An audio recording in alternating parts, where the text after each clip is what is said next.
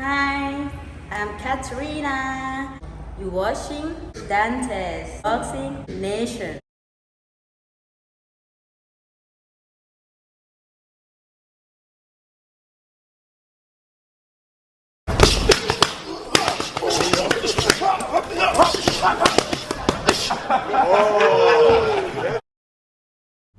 Dante's Boxing Nation, what's going on, guys? Man, this situation right now is just getting crazier and crazier. So I just reported the other day, at least ESPN had reported it originally, Mike Coppinger, who works with ESPN. And this whole video has a lot to do with Mike Coppinger, because Mike Coppinger, he reported that Jojo Diaz and Ryan Garcia are in serious negotiations, right? Now remember, guys, Jojo Diaz, he had just fought in a title eliminator to fight for Devin Haney's belt. He's the mandatory for Devin Haney's belt. After that, after he beat Fortuna, he said, I want Ryan Garcia, and then he said he wants Devin Haney. Now, and after that, Devin Haney, he asked Jojo Diaz, why are you mentioning Ryan Garcia's name when you're my mandatory? So long story short, they go back and forth, and they mutually agreed to fight against each other in November.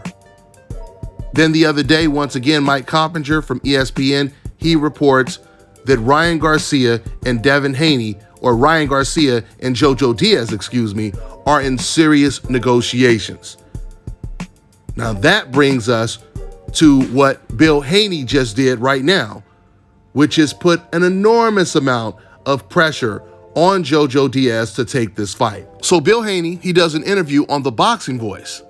He explains on there, he explains the situation. He explains that he reached out to Jojo Diaz's people, and they told him they were going a different direction. This is what Bill Haney says, right? Then all of a sudden, The Boxing Voice, they get Jojo Diaz on the show as well. So now Jojo Diaz is talking to Bill Haney directly. And this is what was said in the exchange. Okay. All right. Hey, listen. But why is Ryan Garcia and them saying that and I know that they're not trying to fight you, so I know that they're going another direction. Am I wrong or am I right? Man, you know Ryan Garcia's a bitch, man. Ryan Garcia be saying that he's fighting Manny Pacquiao. Okay. But he's not even trying to fight you though, right? Nah. Up, right? I never got any. The only person that has contacted me was Mike Coppinger from ESPN stating that they wanted to fight and stuff. Now hold on, guys. It's very important to highlight what Jojo Diaz just said right there. He made a very interesting revelation. Jojo said Mike Coppinger reached out to him and told him that Ryan Garcia wants to fight him, right? He didn't say the champion Devin Haney wants to fight him, even though Mike Coppinger knew that the whole reason Jojo Diaz was fighting Fortuna was to get a shot at Devin Haney's belt. The win over Fortuna was the fight that was going to make him the #1 contender for the WBC title. Mike Coppinger, he knew all of this, but he tells Jojo Diaz that Ryan Garcia wants to fight him. That was his indirect way of saying, hey man, please stay away from Devin Haney. He's too dangerous. I don't think you're good enough to beat him, to be honest with you. You don't need to fight for a title. Why don't you take the easy way out and fight Ryan Garcia? I know you're gonna make less money and you're not gonna win a title, but hey, at least you're not gonna lose to someone on the coincidental list. This is what Mike Coppinger was telling him. I've been telling you guys since day one. Old media, they have started to say, you know what, man? If we can't beat them, we will just completely try to ignore them. Operation NBF is in full effect. They are trying to keep these fighters on the hope list away from black fighters. They don't even care if it's for a title anymore. They're doing whatever it takes. And this is not a theory. This is factually proven. Matter of fact, I'll give you another example. Do you guys remember, I've been telling you guys this, right after Tank Davis knocked out Leo Santa Cruz, Teofimo Lopez, he went on his Instagram, he did a live. He asked his own fans, Who do you guys want to see me fight? By T.O.'s own admission, overwhelmingly, his own fans said they want to see him fight Tank Davis. Old media reporter Kevin Iole of Yahoo Sports, he was actually in the chat room watching the Teofimo live. And you know what he said? Despite hearing all of the fans say that they want to see the Tank Davis fight, he said, I want to see you move up and fight Josh Taylor versus Ramirez winner, right? He didn't even care what the actual boxing fans wanted. He only cared about his best interests, which was NBF. Something else you guys may recall. Around the first 2 rounds of the Diaz versus Fortuna fight, you'll hear DAZN's commentator, Todd Grisham, he says, a really marketable fight to make is Jojo Diaz versus Ryan Garcia. Never did anyone on the DAZN panel mention the champion, Devin Haney. None of them mentioned his name. The only person that mentioned Devin Haney's name was Jojo Diaz. And that was after Jojo Diaz mentioned Ryan Garcia's name first. And then the new Grand Wizard of the decafs, Jim Lampley's successor, Chris Mannix, he does an interview with Jojo Diaz. He does the exact same thing. He only mentions Ryan Garcia's name, and he doesn't mention the champion, Devin Haney's name. Now I understand, because of course, some of these fans will try to defend this situation and say, hey, well, that's because Devin Haney is a free agent and he's no longer fighting on DAZN. Canelo is a free agent as well, and they still mention Canelo's name. They still praise Canelo. In fact, when Kambosos was the mandatory for Teofimo Lopez's belt, they mentioned his name every time they talked to Teofimo, and he wasn't an ESPN or a DAZN fighter. So that's not an excuse. There is no excuse to not mention the champion's name when you're fighting in a title eliminator. That makes no sense. This shows you how far old media is willing to go to protect these fighters. Okay, with that being said, I'm going to continue with this clip. But I never heard personally from Ryan Garcia. He's never called me out or anything. So all that, I feel like all that's just baloney. It's all jibber jabber. Right. Hey, listen, you and Devin the shit, and we ain't gonna let nobody kill it with none of that bullshit, none of them hypotheticals and them possibilities. You know what I mean? You and Devin is the next big fight that's gonna happen in boxing. I'm more than sure about it, bro. You know what I'm saying? So I look forward to it. You know, take care of you and your beautiful family, your daughter. That was your daughter you had in the ring, right? That's my baby boy, Zenith. Yeah, that's my baby boy. That's your baby boy, man. A handsome kid, man. Take care of him. Thank you, man. I appreciate it, brother. Take care of him. Yeah, you guys be safe and be careful. Y'all be safe too, man. Hey, I'm clocking out, guys. I'm clocking out, man. I gotta go. Have MTK. Yo, don't eat no burgers at Dave & Buster's and no drink no beers. That's already too late, man. I gotta run extra miles now. Hey, have MTK.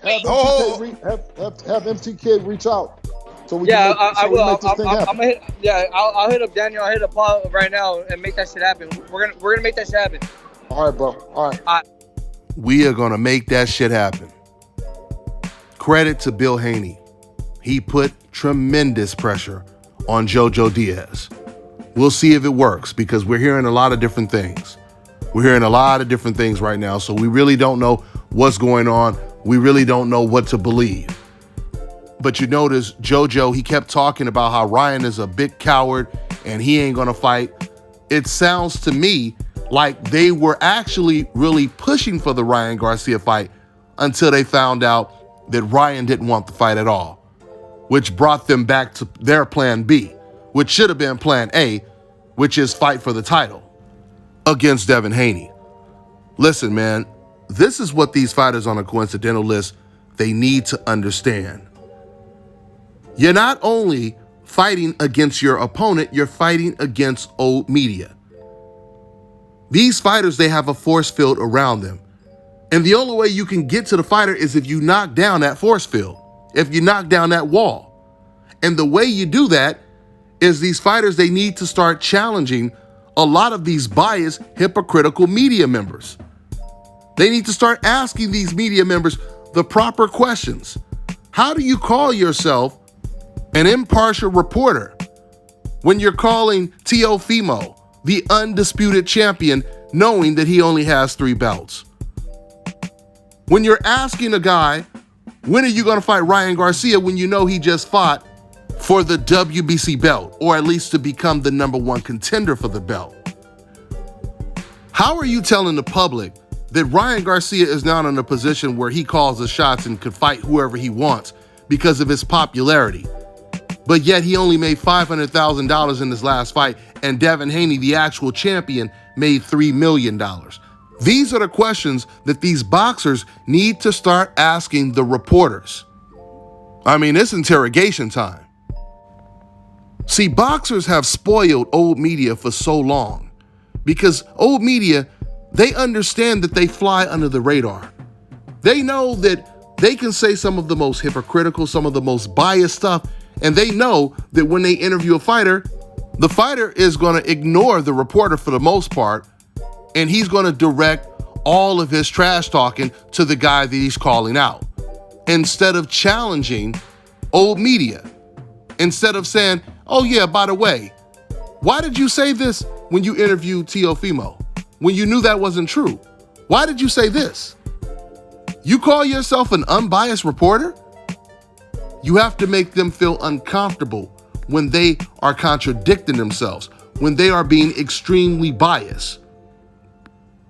And when you put pressure on old media, you know what that does? That forces old media to do the right thing. No reporter wants to be exposed as being biased, especially when it's actually true. Another example of Operation MBF in full effect. Reporter, he works for Fight Hype, Sean Zito. He interviews Teofimo Lopez, and this is before Devin Haney fought against Linares. And he tries to create this roadblock for a potential fight between Teo and Devin Haney. He says to Teo, he says, well, don't you think that Devin Haney should have to knock out Linares to get a fight with you? This is the reporter saying this, right? In other words, trying to say, well, if he doesn't get the knockout, he shouldn't have to fight you, right, Teo? Why don't you say that? Why don't you tell people this? That way, guess what? If he doesn't get the knockout, you won't have to fight him. And then you can fight someone easier, Teo. This is what the reporter is telling Teofimo. I mean, who says something like that? It's ridiculous for anyone to say something like that, but especially someone who's supposed to be a reporter. I mean, when you see this World Boxing Super Series tournaments, you don't have to knock your opponent out to advance to the next fight. You have to win. When you go to the Olympics, you don't have to knock someone out to advance. All of a sudden, just for Devin Haney, because this guy, he had never said this before. He had never created this stipulation for anyone else. Only when Devin wants to fight Teo, now all of a sudden, he should have to knock out his opponent. Meanwhile, Tank Davis is knocking out everyone, and Sean never even asked Teofimo, what about fighting against Tank Davis since he gets so many knockouts? That would be a great fight, wouldn't it? Why don't you fight him, Teo? Didn't even ask about the guy that's getting the knockouts, but then says that Devin Haney should have to get a knockout to get the fight. This is what these black fighters are up against. They have to go after the fighter, and they have to go after old media to get the justice that they deserve. So the MBF saga continues. I'm gonna go ahead and leave you guys with this clip. It's an MBF clip. This is boxing promoter Cameron Duncan talking about Top Rank. That's a theory there by the greatest matchmaker, probably, in my opinion, ever. Uh-huh. And I'm not going to mention his name either, but you know what I'm talking about.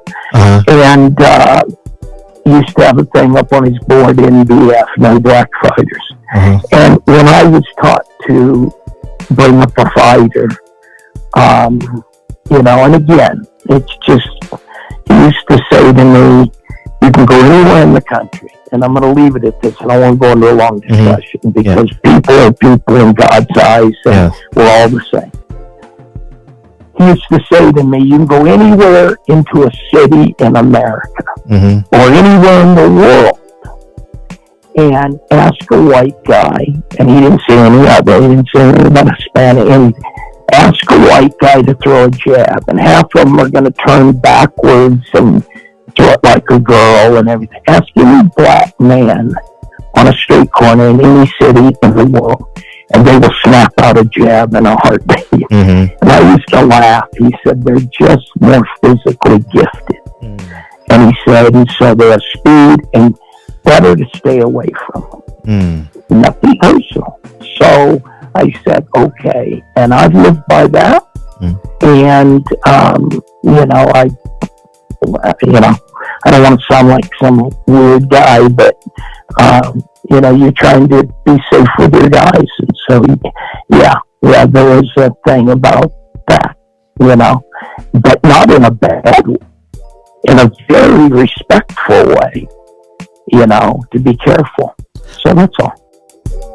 Fellas, I've got some great news for you. If you've lost your hair or have a receding hairline, the time has come when you can finally get your hairline back through a process called scalp micropigmentation. So here's how it works. It's a hair tattoo that replicates the look of your hair follicles when you have fully shaved it down. So to get this hookup, make sure you follow and contact my man Scalp Carolinas on Instagram. Now check this out, guys. If you're looking to repair eczema scars, burns and bruises, dark spots and blemishes, then this right here is the perfect product for you guys. It's called Elo Deki Face and Body Oil. Athletes and top-ranking boxers, they're also using it after training to reduce swelling, inflammation, and to ease the pain. So get yours today. Go to elodeki.com, like them on Facebook, and follow them on Instagram.